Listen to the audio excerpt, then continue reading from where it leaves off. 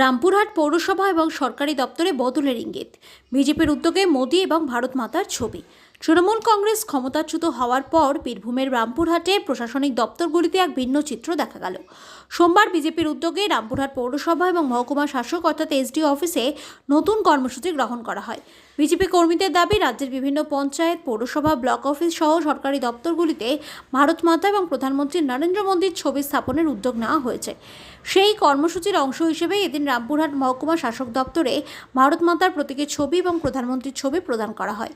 মহকুমা শাসক অনুপস্থিত থাকায় অফিসের অ্যাসিস্ট্যান্ট অফিসারের হাতে এই ছবি তুলে দেন বিজেপি নেতৃত্বরা।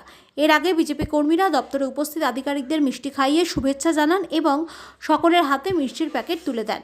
পাশাপাশি আগামী দিনে নিরপেক্ষ এবং সুষ্ঠুভাবে প্রশাসনিক কাজ করার বার্তাও দেন তারা।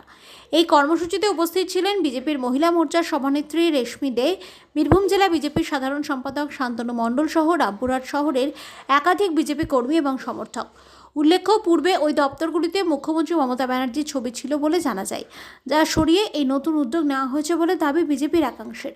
এই ঘটনাকে কেন্দ্র করে রাজনৈতিক মহলে চর্চা শুরু হয়েছে।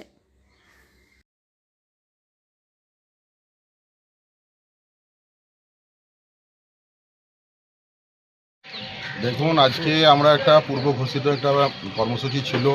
আপনারা জানেন আজকে রামপুরহাট পৌরসভার জন্মদিন, আর সেই জন্য আজকে আমরা এই দিনটাকে বেছে নিয়েছিলাম। ভারতীয় জনতা পার্টির যে বিপুল জয় পশ্চিমবঙ্গ রাজ্যে হয়েছে, সেই জন্য আমরা আজকে রামপুরহাট পৌরসভায় এসে আমাদের মাননীয় প্রধানমন্ত্রী নরেন্দ্র মোদীজির ছবি আমরা চেয়ারম্যানের রুমে লাগিয়ে দিই এবং তৃণমূল পরিচালিত এই পৌরসভায় আমাদের বিধানসভা নির্বাচনের আগে কিছু কিছু কাউন্সিলর হয়তো ভুলে গিয়েছিল যে পশ্চিমবঙ্গ ভারতেরই অংশ।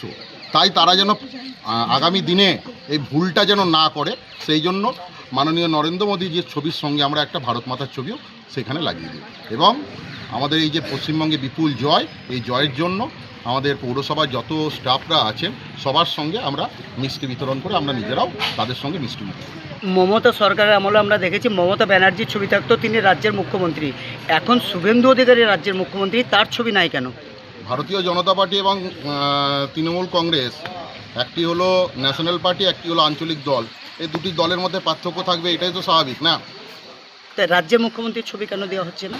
সেটা পরবর্তীতে এখনও পর্যন্ত আমাদের কাছে মাননীয় নরেন্দ্র মোদীজি যেহেতু দেশের প্রধানমন্ত্রী, ওনার স্থানই আমাদের কাছে সবচেয়ে উঁচুতে, সেই জন্য ওনার ছবি আমরা লাগাই। বিভিন্ন সরকারি প্রতিষ্ঠানে বিজেপির কর্মীদের লাগাতে হচ্ছে এই ছবি, এই দায়িত্বটা কি সরকারি কর্মচারীদের ছিল না?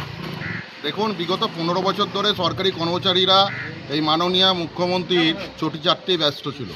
সেই জন্য তারা ভুলে গিয়েছে যে এখন তাদের আর মাননীয় নেই। আজকে আমরা দেখেছি টিভির পর্দায় মাননীয় নিজেও বিশ্বাস করতে পারছেন না যে তিনি হেরে গিয়েছেন, সেই জন্য ভুলভাল বকছেন।